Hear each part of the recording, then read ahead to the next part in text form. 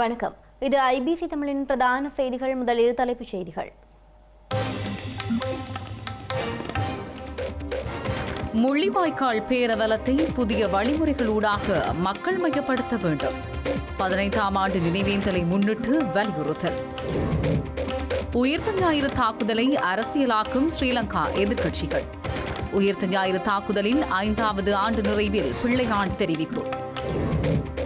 திருகோணமலையில் அமெரிக்கா மற்றும் ஸ்ரீலங்கா கடற்படையினர் கூட்டு பயிற்சி. பயங்கரவாத எதிர்ப்பு நடவடிக்கையிலும் பங்கேற்பு. இந்தியாவின் பல்வேறு மாநிலங்களிலும் வெப்ப அலை எச்சரிக்கை. தேர்தல் வாக்களிப்பு குறித்து கலந்துரையாடல். இஸ்ரேல் ராணுவத்துக்கு எதிரான அமெரிக்காவின் தடைகளை நிராகரிக்கும் பெஞ்சமின் நெதன்யாகு. உதவிகளை நிறுத்த அமெரிக்கா திட்டமிடும் நிலையில் கருத்து.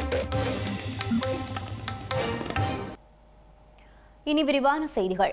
முள்ளிவாய்க்கால் பேரவலத்தின் 15ஆம் ஆண்டு நினைவு தினம் எதிர்வரும் மே மாதம் 18ஆம் தேதி நினைவு கூறப்படவுள்ள நிலையில் அதனை புதிய வழிமுறைகளூடாக மக்கள் மையப்படுத்த வேண்டும் என குடிசார் சமூக அமைப்புகளின் பிரதிநிதிகள் வலியுறுத்தியுள்ளனர். முள்ளிவாய்க்கால் நினைவேந்தல் தொடர்பான விழிப்புணர்வை கிராம மட்ட மக்களுக்கு கொண்டு செல்லும் வகையில் விசேட வேலை திட்டங்கள் முன்னெடுக்கப்பட வேண்டும் என அவர்கள் வலியுறுத்தியுள்ளனர். இலங்கையில் 2009ஆம் ஆண்டு இடம்பெற்ற தமிழின படுகொலையின் 15ஆம் ஆண்டு இந்த வருடம் நினைவு கூறப்படவுள்ளது. இதனை முன்னிட்டு யாழ்ப்பாணம் புனித தெரேசா தேவாலயத்தின் முன்றலில் நேற்று மாலை குடிசார் சமூக அமைப்புகளின் கலந்துரையாடல் இடம்பெற்றது. இந்த கலந்துரையாடலில் யாழ் பல்கலைக்கழக மாணவர் ஒன்றிய பிரதிநிதிகள் உள்ளிட்ட குடிசார் சமூக அமைப்புகளின் பிரதிநிதிகள் கலந்து கொண்டிருந்தனர். இந்த கலந்துரையாடலில் முள்ளிவாய்க்கால் பேரவலத்தின் 15வது ஆண்டு நினைவேந்தலை பல்வேறு புதிய வழிமுறைகளூடாக மக்கள் மயப்படுத்துவது தொடர்பாக கலந்துரையாடப்பட்டது. முள்ளிவாய்க்கால் மனித பேரவலம் இந்த 15வது ஆண்டாக நாங்கள் நினைவு கூற இருக்கிறோம். இந்த நினைவேந்தல் மிகவும் முக்கியமானது. இந்த நினைவேந்தலை பரவலாக்கம் செய்து நாங்கள் இருக்கிற இடங்களிலே இந்த நினைவேந்தலை செய்ய வேண்டும். இந்த நினைவேந்தலுக்கூடாக மீள நிகழாமை உறுதி செய்யப்பட வேண்டும். இன்று காசாவிலே இன்னும் ஒரு மனித பேரவலம் அரங்கேற்றப்பட்டுக் கொண்டிருக்கிறது. இப்படிப்பட்டவை நடைபெறாமல் இருப்பதை மனதிலே கொண்டு இந்த நினைவேந்தலை நாங்கள் முக்கியத்துவப்படுத்த வேண்டும். அதை ஒரு இடத்தோடு வைத்துக் கொள்ளாமல் நாங்கள் பரந்த அளவிலே எல்லாரும் இயல்பாக இந்த நினைவேந்தலிலே ஈடுபட அழைப்பு விடுக்கிறோம். புலமையாளர்கள் புலமைசார் செயற்பாடுகளில் ஈடுபட்டு தகுந்த ஆய்வுகள், நூல்கள், வெளியீடுகள் மூலம் இந்த விடயத்தை வெளிக்கொணர வேண்டும் என்பது எங்களுடைய எதிர்பார்ப்பு. அதே போல கலைஞர்கள் தமது துறை சார்ந்து அது பாரம்பரிய நாடகம், நவீன நாடகம், நடனங்கள், நாட்டிய நடனங்கள் போன்றவற்றினூடாக இன்னும் இசை வழியாக இவற்றை ஆழமாக நினைவு கூறுவதற்கு இந்த எதிர்வர காலத்தை பயன்படுத்த வேண்டும் என்று எதிர்பார்க்கின்றோம். அதுபோலவே கல்வி சமூகம், குறிப்பாக எங்களுடைய இளைய தலைமுறையினருக்கு இந்த விடயங்கள் தொடர்பான அறிவு இல்லாமல் போய் வருகிற பின்னணியிலே அவர்களுக்கு இவற்றை வெளிப்படுத்துகிற ஒரு நினைவூட்டலை நாங்கள் செய்ய விரும்புகிறோம். ஆகவே இவற்றை எந்த ஒரு தனி அமைப்போ அல்லது ஒரு சில அமைப்புகளோ மட்டும் செய்ய முடியாது. சகல அமைப்புகளும் இணைந்தும் தனித்தும் இந்த பொது வேலை திட்டங்களிலே பங்களிப்பு செய்கிற பொழுது அவர்களால் இதனை செய்து கொள்ள முடியும். குறிப்பாக கடந்த காலங்களிலே நாங்கள் முள்ளிவாய்க்கால் கஞ்சி என்கின்ற ஒரு உணவை பகிர்கிற வழக்கத்தை ஏற்படுத்தியுள்ளோம். அதனை இன்னும் பரவலாக்கி குறிப்பாக கிராம மட்டங்களுக்கு கொண்டு சென்று வீடுகளிலே குடியரசு சேர்ப்பதன் மூலம் கிராமமாக ஒன்று கூடி அதனை நிகழ்த்துவதன் மூலமும் அங்கு மக்களுக்கு இது தொடர்பான அடிப்படை விழிப்புணர்வை ஏற்படுத்துவது அவசியம் என்று நினைக்கிறோம். ஆகவே ஒவ்வொரு அமைப்பும் தன்னால் எந்த துறையிலே எந்த வகையிலே இந்த நினைவேந்தலை நீடித்த நினைவேந்தலாக ஒரு இன அழிப்பின் நினைவேந்தலாக மேற்கொள்ள முடியும் என்பதை தீர்மானித்து அதனை அவர்கள் மேற்கொள்ள வேண்டும் என்று சொல்லி நாங்கள் பொதுமக்கள் சார்பிலே எங்களுடைய பொது அமைப்புகள் அனைத்தையும் கேட்டுக்கொள்கிறோம். இலங்கையில் நடத்தப்பட்ட உயிர்த்த ஞாயிறு தற்கொலை குண்டு தாக்குதல் சம்பவத்தை ஸ்ரீலங்கா எதிர்க்கட்சிகள் அரசியலாக்குவதாக ராஜாங்க அமைச்சர் சிவனேசதுரை சந்திரகாந்தன் குற்றம் சுமத்தியுள்ளார். எனவே இலங்கையில் மதங்களை பின்பற்றுவது தொடர்பாக எதிர்காலத்தில் அறிவு ரீதியான ஒழுங்குபடுத்தலை மேற்கொள்வதன் மூலம் மதத்தின் பெயரால் இடம்பெறும் இவ்வாறான குண்டுவெடிப்புகளை தவிர்க்க முடியும் என மட்டக்களப்பில் இடம்பெற்ற நிகழ்வொன்றில் அவர் குறிப்பிட்டுள்ளார். எல்லா மதங்களிலும் கடும்போக்கானவர்கள் இருக்கிறார்கள். உலகளாவியிலே தடை செய்யப்பட்ட இயக்கங்கள் பல இயங்கிக் கொண்டிருக்கிறது. அதிலே ஒரு கூறாகத்தான் IS தீவிரவாதமும் இருந்தது. பல நாடுகளில் சென்று பயிற்சி எடுத்த காத்தாங்குடியை சேர்ந்த சஹ்ரானோ அது போன்ற குழுக்களும் இருந்தார்கள். இதை உலகளாவிய பயங்கரவாதத்தை கையாண்ட அமெரிக்கா, ஆஸ்திரேலியா போன்ற போலீசார் இதை சரியாக கணித்து ஆராய்ந்து அவர்கள் அறிக்கையை சமர்ப்பித்துவிட்டு வெளியேறிவிட்டார்கள். ஏன்னா அவர்கள் சரியான நடந்தவற்றை கண்டுபிடித்தார்கள். ஆனாலும் இலங்கையிலே ஒரு பொறுப்பற்ற எதிர்க்கட்சி தலைவர் சஜித் பிரேமதாச போன்றவர்கள், JVP போன்ற கட்சிகளும் இதை இப்பொழுது கையில் எடுத்திருக்கிறது. இவர்கள் இப்படி பேசிக் கொண்டிருக்க நாங்கள் அச்சப்படுகிற மீண்டும் ஒருமுறை இப்படியான மதத்தின் பேரால் அழிவுகள் ஏற்பட்டு விடுமோ என்ற அச்சம் ஏற்பட்டிருக்கிறதா? தேசிய பாதுகாப்பை உறுதிப்படுத்தி 100 ஆண்டுகளாக இந்த மகாபாரதத்தை முறையடிப்பது லேசிப்பட்ட விடயமாக இருக்காது. இப்பங்களோடு கூடிய ஒரு பயங்கரமான அறிவு ரீதியான பாதுகாப்பு கட்டமைப்பு எல்லாம் உருவாக்கப்பட வேண்டும். இலங்கை போன்ற சகல இனங்களும் சகல மதங்களும் ஒன்றிணைந்து வாழ்கிற நாட்டில் எப்படி தங்களுடைய மதத்தை பின்பற்ற வேண்டும் என்கிற ஒரு அறிவுபூர்வமான ஒரு ஒழுங்குபடுத்தலை எதிர்காலத்திலே இப்படி மதத்தின் பேரால் ஒரு குண்டுவெடிப்போ உயிரிழப்புகளோ ரத்தம் சிந்துவதோ தடுக்கப்படும். மிக கவனமாக மற்ற மதப்பிரிவினுடைய மனங்களை நோகடிக்காத வண்ணம் இயங்கக்கூடிய சூழலை இந்த நாடு ஏற்படுத்த வேண்டும் என்பதுதான் எம்முடைய எதிர்பார்ப்பு, எமது கட்சியினுடைய எதிர்பார்ப்பு. இந்த இலங்கையிலே ஏற்படுகிற மாற்றம் உலகத்துக்கு ஒரு படிப்பினையாக அமைகிற பொழுது ஒரு சிறந்த நாடாக இந்த நாடை கட்டியெழுப்ப முடியும் என நம்புகிறேன். திருகோணமலையில் அமெரிக்க கடற்படையினர், அமெரிக்க கடலோர காவல்படையினர் மற்றும் ஸ்ரீலங்கா கடற்படையினர் இணைந்து கிரெட் எனும் கூட்டு பயிற்சிகளை இன்று ஆரம்பித்துள்ளனர். இந்த பயிற்சிகள் இன்று முதல் 26ஆம் தேதி வரை திருகோணமலையில் இடம்பெறவுள்ளது. ஸ்ரீலங்கா கடற்படையின் கடலோர படையுடன் இணைந்து அனைத்து வகையான கடற்படை திறன்கள் தொடர்பாகவும் மேற்கொள்ளப்படும் கரட் ஸ்ரீலங்கா பயிற்சியானது ஆரம்பிக்கப்பட்டுள்ளது. கடற்படை சொத்துக்களை பாதுகாத்தல் மற்றும் பயங்கரவாத எதிர்ப்பு நடவடிக்கைகளை மேற்கொள்வது தொடர்பில் இதன்போது பயிற்சிகள் வழங்கப்பட உள்ளன. சமாதான பேச்சுவார்த்தைகள், முரண்பாடுகளை முகாமை செய்தல் மற்றும் அவற்றை தீர்த்தல் ஆகிய விடயங்களில் பெண்கள் வகிக்கும் மிக முக்கிய பாத்திரங்களை மேம்படுத்துவதற்காக ஏப்ரல் 24ஆம் தேதி நடைபெற இருக்கும் பெண்கள் சமாதானம் மற்றும் பாதுகாப்பு தொடர்பான கருத்தரங்கையும் கரட் ஸ்ரீலங்கா பயிற்சி உள்ளடக்கியுள்ளது. இந்த இருதரப்பு கடல்சார் பயிற்சியானது சுதந்திரமான மற்றும் திறந்த இந்தோ பசிபிக் பிராந்தியத்தை பராமரிப்பதற்காக அமெரிக்காவும் இலங்கையும் கொண்டுள்ள வலுவான பங்காண்மை மற்றும் பொதுவான அர்ப்பணிப்பு ஆகியவற்றை அடிக்கோடிட்டு காட்டுகின்றது. இந்த நிலையில் 2017ஆம் ஆண்டில் இலங்கை கரட் பயிற்சியில் பங்கேற்க தொடங்கியதிலிருந்து அமெரிக்காவிற்கும் இலங்கைக்கும் இடையில் நடைபெறும் மிகவும் முக்கியத்துவம் வாய்ந்த இருதரப்பு ராணுவ ஈடுபாடாக அது வளர்ந்துள்ளது என இலங்கைக்கான அமெரிக்க தூதுவர் யூலி சங் தெரிவித்துள்ளார். இந்து சமுத்திர பிராந்தியத்தின் அமைதி மற்றும் உறுதித்தன்மையை பேணுவதில் பொதுவான அர்ப்பணிப்பை பிரதிபலிப்பதாக அவர் கூறியுள்ளார். தமிழ் மக்களின் தேசிய இனப்பிரச்சினைக்கு தீர்வு காணும் வகையில் ஸ்ரீலங்கா அரசாங்கத்தினால் முன்வைக்கப்படும் 13வது திருத்தச் சட்டம் மற்றும் மாகாண சபை முறைமைக்கு எதிராகவே அன்னை பூபதி ஆகாரமின்றி போராட்டம் மேற்கொண்டு உயிர் நீத்ததாக தமிழ் தேசிய மக்கள் முன்னணியின் நாடாளுமன்ற உறுப்பினர் செல்வராசா கஜேந்திரன் தெரிவித்திருந்தார். பிரான்ஸ் தலைநகர் பாரிஸின் புறநகர் பகுதியான பொண்டியில் இடம்பெற்ற அன்னை பூபதியின் நினைவேந்தல் தினத்தில் அவர் இதனை கூறியிருந்தார்.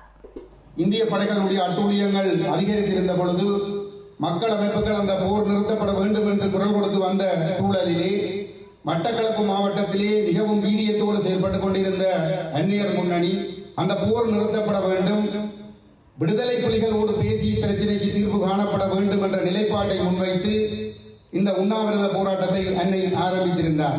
இதிலே நாங்கள் விளங்கிக் கொள்ள வேண்டிய விடயம் என்னவென்று சொல்லி சொன்னால், போரை நிறுத்தி புலிகளோடு பேசி தீர்க்க வேண்டும் என்று சொல்லி சொன்னால் எங்களுடைய இனம் சார்பாக புலிகள் வைக்கின்ற நிலைப்பாட்டை நீங்கள் ஏற்றுக்கொள்ள வேண்டும் என்பது என்று சொன்னால், நீங்கள் எங்கள் மீது திணிக்கின்ற 13ஆம் திருத்தச் சட்டம் மாகாண சபைகளை ஏற்றுக்கொள்ள முடியாது. நீங்கள் ஒவ்வொருவரும் அதை தெளிவாக புரிந்து கொள்ள வேண்டும். ஏனென்று சொன்னால் எங்களிடம் ஒரு மிகப்பெரிய ஒரு பலவீனம் இருக்கிறது. தலைவர் ஒரு பெரிய மாவீரன், இங்கே இதிலே இருப்பவர்கள் எல்லாம் பெரிய மாவீரர்கள். அதற்காக நாங்கள் வருடம் விளையாட்டு போட்டி நடத்துவோம், அவர்களுக்கென்று நினைவேந்தல்களை நடத்துவோம், மலர் மாலைகளை சூடுவோம், சுடர் ஏற்றுவோம், எல்லாம் செய்து அதை ஒரு புறம் வைத்துவிட்டு மறுபுறத்திலே சென்று இந்த 13ஆம் திருத்தச் சட்ட மாகாண சபைகளை இப்போதைக்கு ஏற்றுக்கொண்டு நாங்கள் முன்னுக்கு போவோம் என்று நினைக்கின்ற ஒரு மிக பலவீனமான ஒரு மனிதர்களாக நாங்கள் இருந்து கொண்டிருக்கின்றோம். இதேவேளை அன்னை பூபதியின் 36ஆம் ஆண்டு நினைவேந்தல் நிகழ்வும் நாட்டுப்பற்றாளர்கள் நிகழ்வும் பிரதானியாவில் நேற்று இடம்பெற்றுள்ளது. இதன்போது பொதுச்சுடர் ஏற்றப்பட்டு மலர் வணக்கமும் சுடர் வணக்கமும் இடம்பெற்றுள்ளது. அதனைத் தொடர்ந்து கலை நிகழ்வுகள் மற்றும் சமகால அரசியல் கருத்துரைகளும் இடம்பெற்றுள்ளன. ஸ்ரீலங்கா சுதந்திர கட்சியின் பதில் தலைவராக அமைச்சர் விஜயதாச ராஜபக்ஷ நியமிக்கப்பட்டமை சட்டவிரோதமானது என ஸ்ரீலங்கா சுதந்திர கட்சியின் தேசிய அமைப்பாளரும் நாடாளுமன்ற உறுப்பினருமான துமிந்த திசாநாயக்க தெரிவித்துள்ளார். முன்னாள் ஜனாதிபதி மைத்ரிபால சிறிசேனவுக்கு எதிராக தொடரப்பட்டுள்ள வழக்குகளில் இருந்து தப்பிக்கவே விஜயதாச ராஜபக்ஷ பதில் தலைவராக நியமிக்கப்பட்டுள்ளார் எனவும் அவர் கூறியுள்ளார். ஸ்ரீலங்கா சுதந்திர கட்சியின் நிறைவேற்றுக் குழுவின் சந்திப்பு அத்தல்கோட்டையில் நேற்று நடைபெற்ற போது கட்சியின் பதில் தலைவராக விஜயதாச ராஜபக்ச நியமிக்கப்பட்டிருந்தார். எதிர்வரும் ஜனாதிபதி தேர்தலில் போட்டியிடுமாறு பல தரப்பினரும் கோரிக்கை விடுத்துள்ளதாக விஜயதாச ராஜபக்ச கூறியிருந்த பின்னணியில் இந்த நியமனம் வழங்கப்பட்டிருந்தது. இந்த நிலையில் விஜயதாச ராஜபக்ச இதற்கு முன்னர் ஸ்ரீலங்கா சுதந்திர கட்சியின் மத்திய குழு உறுப்பினராகவோ அல்லது வேறு எந்த முக்கியமான பதவிகளையோ வகிக்கவில்லை எனவும் நாடாளுமன்ற உறுப்பினர் துமிந்த திசாநாயக்க தெரிவித்துள்ளார். மைத்ரிபால சிறிசேனவுக்கு எதிராக 400 முதல் 500 வரையான வழக்குகள் இருப்பதாகவும் அவரின் இந்த செயற்பாடுகள் ஸ்ரீலங்கா சுதந்திர கட்சியை விட்டுவிட்டாரோ என்ற சந்தேகத்தை ஏற்படுத்துவதாகவும் துமிந்த திசாநாயக்க தெரிவித்துள்ளார். ஸ்ரீலங்கா ஜனாதிபதி ரணில் விக்ரமசிங்கே தனது பங்காளி கட்சியான இலங்கை தொழிலாளர் காங்கிரசிடம் வன்முறையை தவிர்க்குமாறு அறிவுரை வழங்க வேண்டும் என தமிழ் முற்போக்கு கூட்டணியின் தலைவர் மனோ கணேசன் வலியுறுத்தியுள்ளார். கண்டி மாவட்ட நாடாளுமன்ற உறுப்பினர் வேலுக்குமாரை தாக்க முயன்ற சம்பவம் தொடர்பாக தனது முகப்புத்தகத்தில் வெளியிட்டுள்ள பதிவிலேயே அவர் இதனை கூறியுள்ளார். கண்டி புசல்லாவையில் நாடாளுமன்ற உறுப்பினர் வேலுக்குமாரை இலங்கை தொழிலாளர் காங்கிரஸ் உப தலைவர் செல்லமுத்து என்பவரது மகன்கள் உள்ளிட்ட சிலர் தாக்க முற்பட்டுள்ளனர். அத்துடன் தகாத வார்த்தைகளினாலும் அவரை தூற்றியுள்ளனர். இது தொடர்பாக கருத்து வெளியிட்டுள்ள தமிழ் முற்போக்கு கூட்டணியின் தலைவர் மனோ கணேசன் தனது பங்காளி கட்சிகளை ஒழுக்கத்துடன் நடந்து கொள்ள ஸ்ரீலங்கா ஜனாதிபதி அறிவுரை வழங்க வேண்டும் என கோரியுள்ளார். இவ்வாறான செயற்பாடுகள் எதிர்காலத்தில் இடம்பெறுவதை ஜனாதிபதியை தடுக்க வேண்டும் எனவும் மனோ கணேசன் வலியுறுத்தியுள்ளார். பதுளை தேவத்தலாவையில் ஸ்ரீலங்கா ராணுவத்தினால் நடத்தப்பட்ட மகுழுந்து பந்தய போட்டியின் போது ஏற்பட்ட விபத்தில் 7 பேர் பலியான சம்பவம் தொடர்பில் காவல்துறையினர் விசாரணைகளை ஆரம்பித்துள்ளனர். விபத்துடன் தொடர்புடைய மகுழுந்து சாரதிகள் 2 கைது செய்யப்பட்டுள்ளனர்.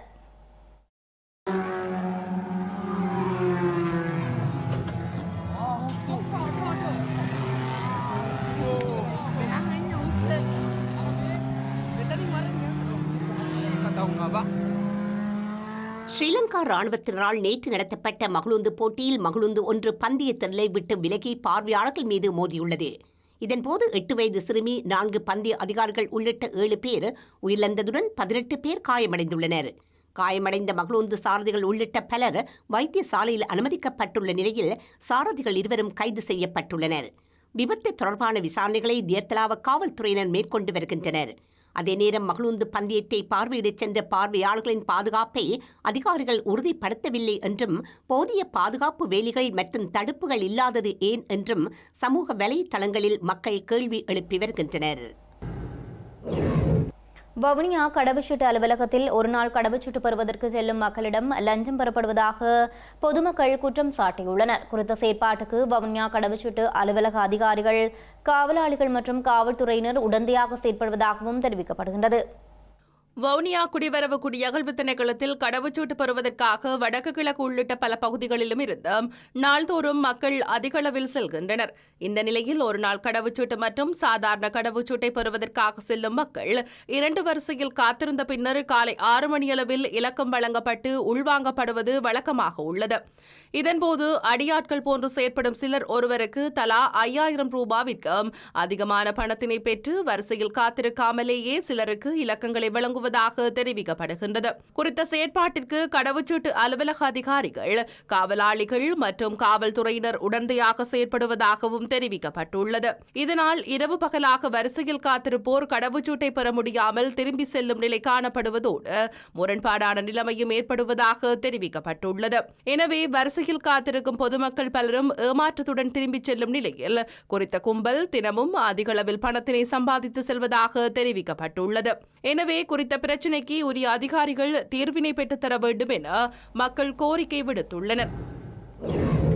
வவுனியா வைத்தியசாலையில் கர்ப்பிணி தாயும் அவரது வயிற்றில் இருந்த குழந்தையும் உயிரிழந்த சம்பவம் துயரத்தை ஏற்படுத்தியுள்ளது. குறித்த சம்பவம் தொடர்பிலான மேலதிக விசாரணைகளை வவுனியா காவல்துறையினர் முன்னெடுத்து வருகின்றனர். வவுனியா மதவாச்சி பகுதியைச் சேர்ந்த நிறைமாத கர்ப்பிணி தாய் ஒருவர் வவுனியா வைத்தியசாலையின் விடுதியில் அனுமதிக்கப்பட்டிருந்தார். அவர் இன்றைய தினம் விடுதியில் உள்ள குளியலறைக்கு சென்ற நிலையில் தவறி வீழ்ந்து உயிரிழந்துள்ளார். இதையடுத்து அவரது சிசுவை காப்பாற்றுவதற்காக சத்திர சிகிச்சையினை வைத்தியர்கள் மேற்கொண்ட போதிலும் சிசுவும் உயிரிழந்துள்ளது. உயிரிழந்தவர்களின் உடலங்கள் மீதான உடற்கூற்று பரிசோதனைகளின் பின்னர் உடலங்கள் உறவினர்களிடம் ஒப்படைக்கப்பட உள்ளது. குறித்த சம்பவம் தொடர்பிலான மேலதிக விசாரணைகளை வவுனியா காவல்துறையினர் முன்னெடுத்துள்ளனர். சம்பவம் தொடர்பான மேலதிக தகவல்களை பெற்றுக் கொள்வதற்காக வவுனியா வைத்தியசாலை பணிப்பாளரை தொலைபேசியில் தொடர்பு கொள்ள முயன்ற போதும் அது பலனளிக்கவில்லை.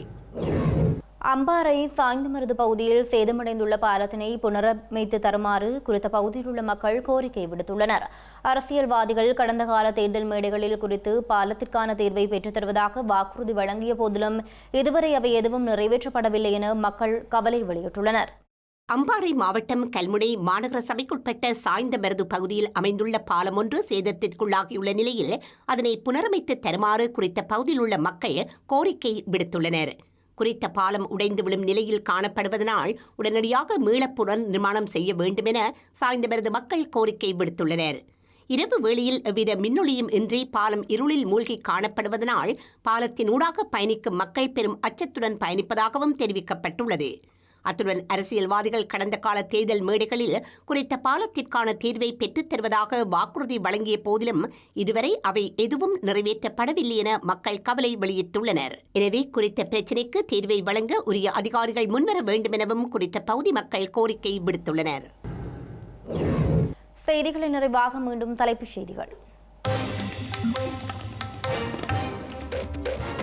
முள்ளிவாய்க்கால் பேரவலத்தை புதிய வழிமுறைகளூடாக மக்கள் மையப்படுத்த வேண்டும். 15ஆம் ஆண்டு நினைவேந்தலை முன்னிட்டு வலியுறுத்தல். உயிர்த்த ஞாயிறு தாக்குதலை அரசியலாக்கும் ஸ்ரீலங்கா எதிர்க்கட்சிகள். உயிர்த்த ஞாயிறு தாக்குதலின் 5வது ஆண்டு நிறைவில் பிள்ளையான் தெரிவிப்பு. திருகோணமலையில் அமெரிக்கா மற்றும் ஸ்ரீலங்கா கடற்படையினர் கூட்டு பயிற்சி. பயங்கரவாத எதிர்ப்பு நடவடிக்கையிலும் பங்கேற்பு. இந்தியாவின் பல்வேறு மாநிலங்களிலும் வெப்ப அலை எச்சரிக்கை. தேர்தல் வாக்களிப்பு குறித்து கலந்துரையாடல். இஸ்ரேல் ராணுவத்துக்கு எதிரான அமெரிக்காவின் தடைகளை நிராகரிக்கும் பெஞ்சமின் நெதன்யாகு. உதவிகளை நிறுத்த அமெரிக்கா திட்டமிடும் நிலையில் கருத்து. இத்துடன் ஐபிசி தமிழ் தொலைக்காட்சியின் பிரதான செய்திகள் நிறைவு பெற்றன. உடனுக்குடன் செய்திகளை அறிந்து கொள்ள IBCTamil.com என்ற இணையதளத்தை பார்வையிடுங்கள். வணக்கம்.